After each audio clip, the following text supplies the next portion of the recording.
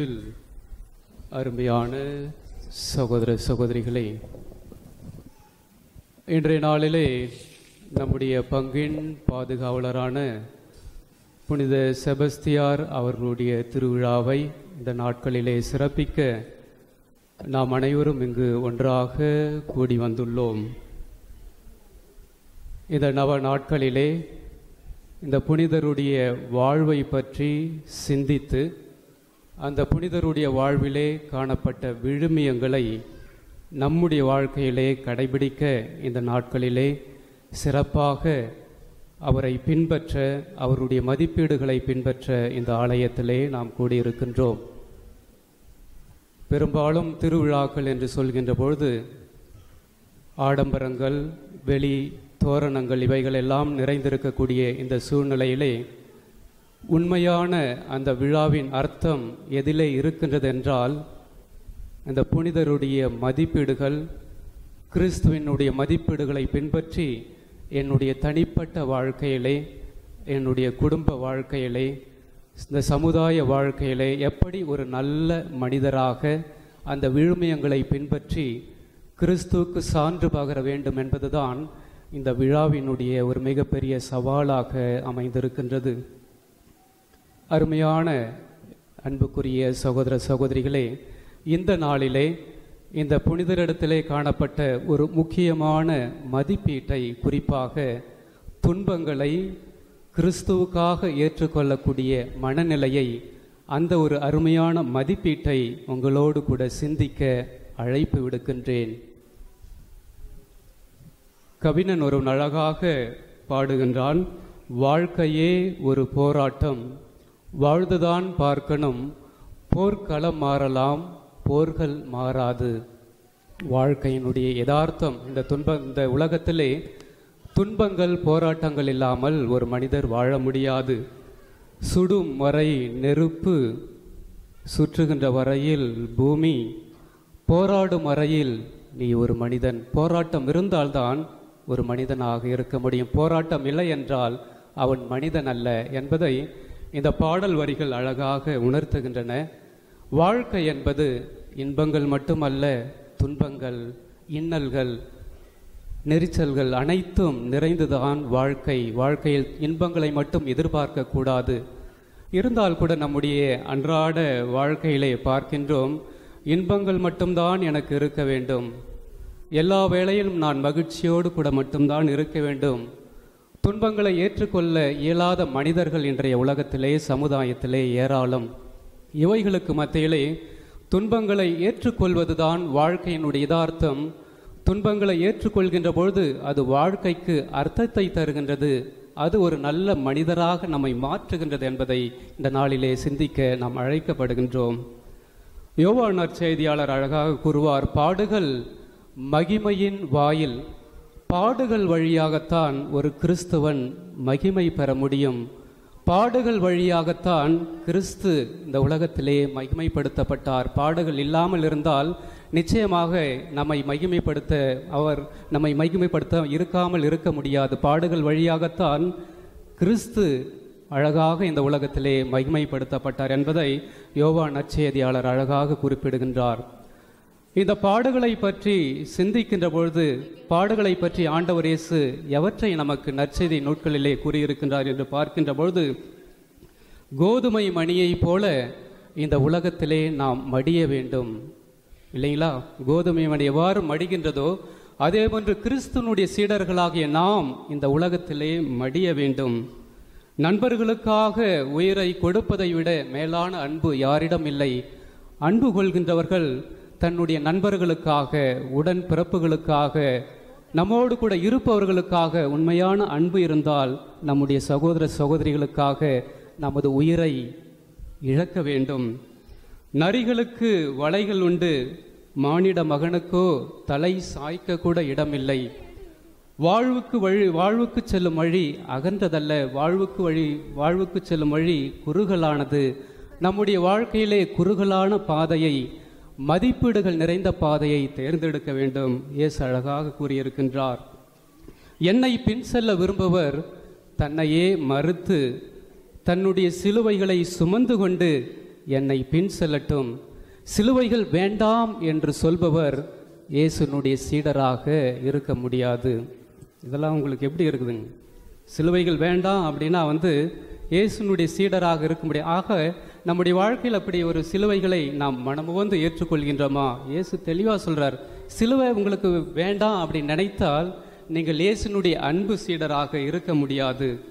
மானிட மகன் பலருடைய மீட்புக்கு ஈடாக தன்னுடைய உயிரை இழக்கவே இந்த உலகத்திற்கு வந்தார். ஆக பாடுகளை பற்றி நாம் சிந்திக்கின்ற பொழுது இயேசுனுடைய முத்தாய்ப்பான வார்த்தைகளை பார்க்கின்றோம். பாடுகள் நம்முடைய வாழ்க்கையில் பட வேண்டும், அந்த பாடுகள் வழியாகத்தான் நாம் மாட்சிமைப்படுத்த முடியும் என்று அந்த பாடுகளை பற்றி நம்முடைய வாழ்க்கையை நம்முடைய சகோதர சகோதரிகளுக்காக இழக்க வேண்டும் என்பதை தெல்ல தெளிவாக நற்செய்தி நூட்களிலே ஆண்டவர் இயேசு நமக்கு கூறியிருக்கின்றார். ஆண்டவர் இயேசுனுடைய வாழ்க்கையில் இந்த பாடுகளை எப்படியெல்லாம் அவர் அனுபவித்தார், பாடுகளை பற்றி மட்டும் சொல்லாமல் அந்த பாடுகளை எப்படியெல்லாம் தன்னுடைய வாழ்க்கையில் ஏற்றுக்கொண்டார் என்று பார்க்கின்ற பொழுது, இயேசு பிறந்தபோது ஏரோது அவரை கொலை செய்ய தேடுகின்றான். நற்செய்தி நூட்களிலே நாம் படிக்கின்றோம், சென்ற இடமெல்லாம் நன்மையே செய்த இயேசுவை, நோய் பிணிகளை எல்லாம் குணமாக்கிய இயேசுவை மக்கள் என்ன சொல்கின்றார்கள்?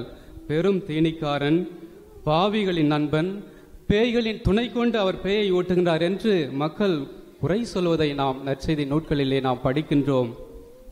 அப்பங்களை பழுகச் செய்த போது வாயார புகழ்ந்த அந்த மக்கள் கூட்டம், நானே விண்ணின்று இறங்கி வந்த உயிருள்ள உணவு என்று சொன்னபோது இந்த மனிதருடைய பேச்சு மிதமின்றி போகின்றது என்று கூறுகின்றார்கள். ஓசன்னா தாவீதின் அரசர் வாழ்க என்று கூறிய கூட்டம் இயேசுவை சிலுவையில் அறையும், இவருடைய இரத்தம் எங்கள் மேலும் எங்களுடைய பிள்ளைகள் மேலும் படட்டும் என்று இயேசுவை குறை கூறி இயேசுடைய வாழ்க்கை அழிக்க கூட தயாராக இருக்கக்கூடிய மக்கள் கூட்டத்தை பார்க்கின்றோம்.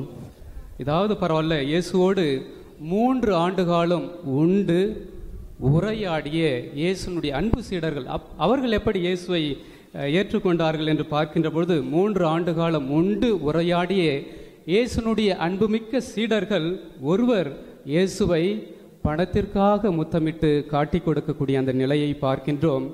இன்னும் ஒரு சீடர் ஒரு முறை அல்ல 3 முறை இந்த இயேசுவை எனக்கு சுத்தமாக தெரியாது என்று அந்த இயேசுவை மறுதளிக்கக்கூடிய அந்த நிகழ்வை இயேசுனுடைய சீடர்களுடைய வாழ்விலே பார்க்கின்றோம். இது எப்படிப்பட்ட ஒரு துன்பத்தை இயேசுவுக்கு கொடுத்திருக்கும்.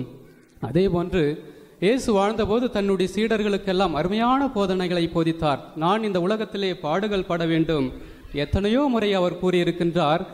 இருந்தால் கூட இந்த பாடுகளை பற்றி அவர் பேசுகின்ற பொழுதெல்லாம் அதை ஒரு துளி கூட பொருட்படுத்தாமல், யார் அவருடைய வலப்பக்கத்தில் அமர்வது, யார் அவருடைய இடப்பக்கத்தில் அமர்வது, யார் இந்த உலகத்திலே அப்படி பாடுகளை பற்றி பேசுகின்ற பொழுது தங்களுக்குள் யார் பெரியவர் என்பதை பற்றி பேசிக்கொண்டு இருக்கக்கூடிய இயேசுனுடைய சீடர்களுடைய மனநிலையை நற்செய்தி நூட்கள் நமக்கு தெளிவாக படம் பிடித்து காட்டுகின்றது. இருந்தாலும் அன்புக்குரியவர்களே, இயேசு இந்த துன்பங்களை எல்லாம் தன்னுடைய இலக்கு இந்த உலகத்திற்கு தந்தையால் அனுப்பப்பட்டேன், தந்தையினுடைய விருப்பத்தை தெரிந்து அந்த தந்தையினுடைய விருப்பத்திற்காக தந்தையினுடைய விருப்பத்திற்கு இணங்க தன்னுடைய வாழ்க்கை இழக்க வேண்டும் என்ற அந்த இலக்கிலே ஆண்டவர் இயேசு தெளிவாக இருந்தார் என்பதை பார்க்கின்றோம். அப்பா, இந்த துன்பக்களம் என்னை விட்டு அகலட்டும், இருந்தாலும் என்னுடைய விருப்பம் அல்ல உன்னுடைய விருப்பப்படியே ஆகட்டும் என்று சொல்லி தன்னுடைய வாழ்க்கையே நமக்காக தன்னுடைய சகோதர சகோதரிகளுக்காக இழக்கக்கூடிய அந்த நிலையை, துன்பங்களை ஆண்டவர் இயேசுனுடைய வாழ்விலே பார்க்கின்றோம். அன்புக்குரியவர்களே, இன்றைக்கு அருமையான விதத்திலே இந்த முன்னுரையிலே புனித செபஸ்தியாருடைய வாழ்க்கையை அழகாக படித்தார்கள். அவர் இயேசுவை ஏற்றுக்கொண்டதற்காக, இயேசுனுடைய மதிப்பீடுகளை உண்மை, அன்பு, நீதி, சமத்துவம், சகோதரத்துவம் இந்த மதிப்பீடுகளை ஏற்றுக்கொண்டதற்காகவே இந்த உலகத்திலே கொடுமைப்படுத்தப்பட்டார், தன்னுடைய வாழ்க்கையை இழந்தார். இயேசுனுடைய சீடர்களுடைய வாழ்க்கையில் கூட பார்க்கின்றோம், இயேசுனுடைய உயிர்ப்பின் அனுபவத்திற்கு முன்பாக பாடுகள் படுகின்ற பொழுது இயேசுவை விட்டு இந்த சீடர்கள் எல்லாம் ஓடி போனார்கள். ஆனால் இயேசு உயிர்த்து விட்டார் என்று தெரிந்த பிறகு, இயேசுனுடைய உயிர்ப்பு அனுபவத்தை பற்றி அந்த உயிர்ப்பு அனுபவத்தை பற்றி பெற்றுக்கொண்ட பிறகு, கண்ணால் காண்பதையும் காதால் கேட்பதையும் எங்களால் எடுத்துரைக்க இயலாமல் இருக்க முடியாது, நாசரேத்து இயேசுவின் பெயரால் எழுந்து நட என்று உலகத்தின் கடைசி எல்லை வரைக்கும் சென்று ஆண்டவர் இயேசு உயிர்த்து விட்டார், உயிர்த்த இயேசுவை நாங்கள் சந்தித்தோம் என்று அந்த அனுபவத்தை உலகத்தின் கடைசி எல்லை வரையில் ஆண்டவர் இயேசுவை போதிக்கக்கூடாது என்று சொன்னால் கூட அதை பற்றியெல்லாம் கவலைப்படாமல் கிறிஸ்துவுக்காக தன் சீடர்கள் அனைவரும் தங்களுடைய வாழ்க்கை இழந்தார்கள் என்பதை நற்செய்தி நூட்களிலே நாம் படிக்கின்றோம் அன்புக்குரியவர்களே. ஆக இந்த புனிதருடைய வாழ்க்கையை நாம் சிந்திக்கின்ற இந்த வேளையிலே, இந்த அருமையான இந்த விழாவை கொண்டாட நம்மையே நாம் தயார் செய்யக்கூடிய இந்த வேளையிலே துன்பங்களை பற்றி நம்முடைய பார்வை என்ன? நம்முடைய வாழ்க்கையிலே துன்பங்கள் வருகின்ற பொழுது, வேதனைகள் வருகின்ற பொழுது, கவலைகள் ஏற்படுகின்ற பொழுது, உடல்நல குறைபாடு ஏற்படுகின்ற பொழுது, மக்கள் எல்லாம் நம்மை குறை சொல்கின்ற பொழுது, நம்மை அருகாமையில் உள்ள நம்முடைய சகோதர சகோதரிகள் ஏற்றுக்கொள்ளாத போது, இந்த துன்பங்களை நம்முடைய வாழ்க்கையிலே எப்படி ஏற்றுக்கொள்கின்றோம்?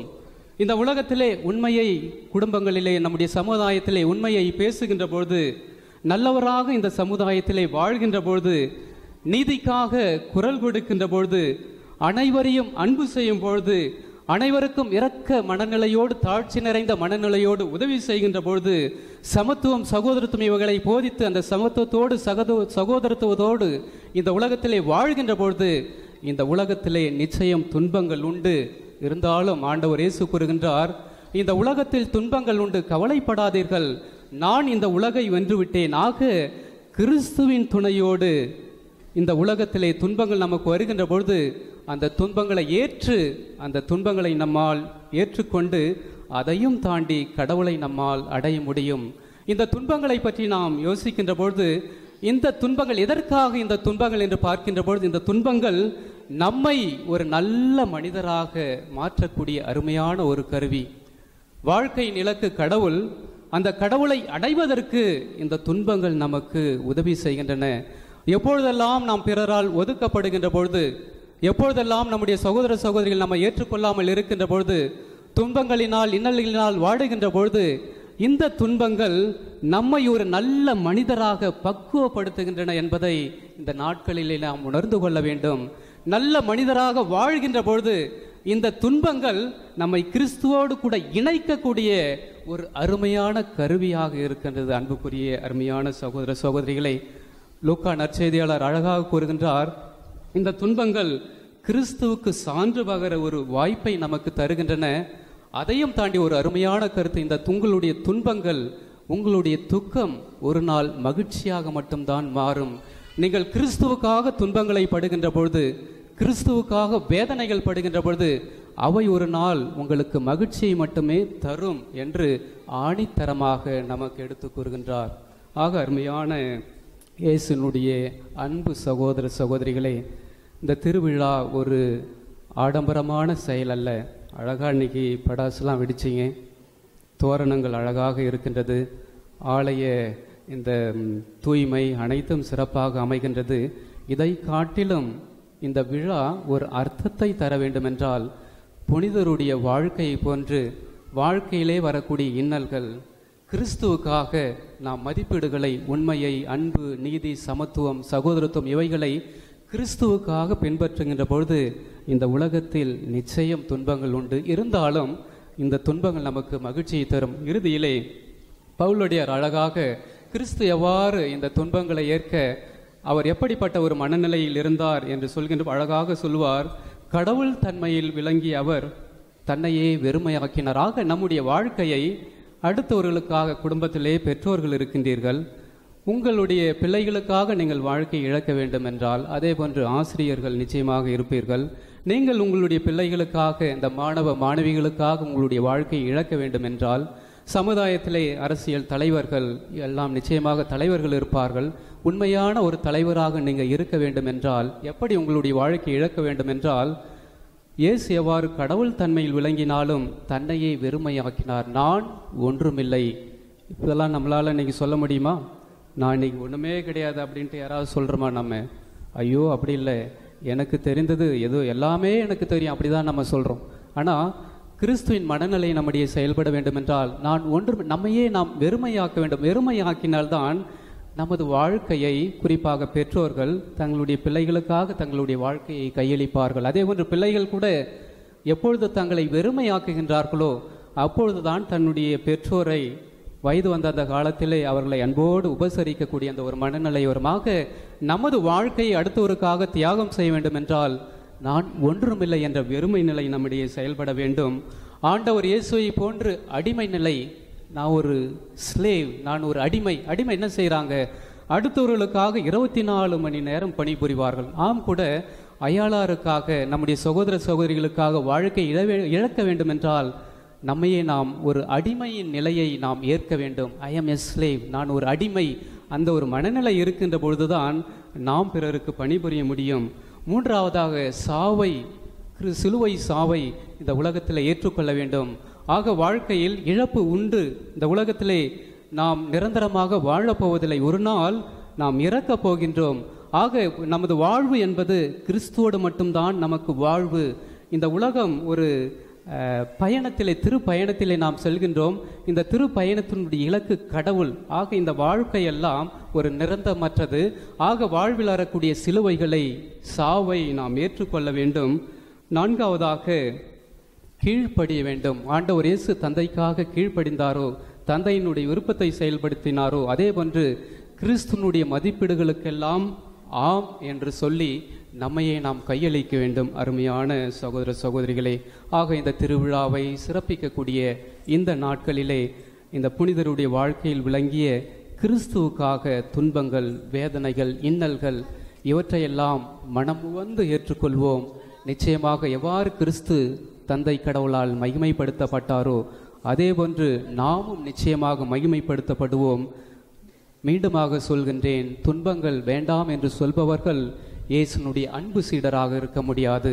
இயேசுனுடைய சீடராக இருக்க வேண்டும் என்றால் கிறிஸ்துவுக்காக நாம் நிச்சயம் துன்பங்களையும் வேதனைகளையும் நாம் ஏற்றுக்கொள்கின்ற பொழுதுதான் நமக்கு உண்மையாக அது ஒரு மகிழ்ச்சியையும், நிரந்தரமான ஒரு மகிழ்ச்சியையும், மேலுமாக ஒரு நல்ல மனிதராக கடவுளிடத்திலே நம்மை அடைய இந்த துன்பங்கள் எல்லாம் அதை அழைத்து செல்ல ஒரு அருமையான கருவியாக நமக்கு உதவி செய்யும். அன்பார்ந்த சகோதர சகோதரிகளை, இந்த ஒரு மனநிலையோடு துன்பங்களை ஏற்றுக்கொள்ளவும், இந்த புனிதனுடைய வாழ்வு நம்மை பாதித்து அதன் வழியாக கிறிஸ்துவனுடைய மதிப்பீடுகளை கிறிஸ்துவாக ஏற்றுக்கொண்டு வாழ இந்த பாடல் வழியாக நம்மையே நாம் பாடி ஜெபித்து ஆண்டவர் இயேசுவுக்காக நம்மையே நாம் அர்ப்பணிப்போம்.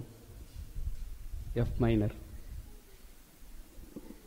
அனைவரும் கண்களை மூடி இந்த பாடல் வழியாக நம்முடைய பாடுகளையும் துன்பங்களையும் கிறிஸ்துவுக்காக நம்மையே நாம் அர்ப்பணித்து அதற்காக ஜெபிப்போம். நாள்தோறும் நான் சுமக்கும் சிலுவைகளே, நான் வாழ என்னை தடுக்கும் சிலுவைகளே, நாள்தோறும் நான் சுமக்கும் சிலுவைகளே,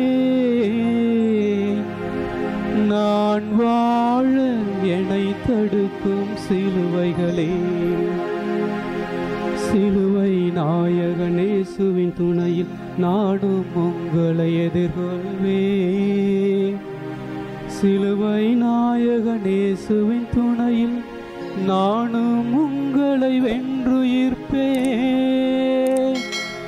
நாள்தோறும் நான் சுமக்கும் சிலுவைகளே, நான் வாழ என்னை தடுக்கும் சிலுவைகளே.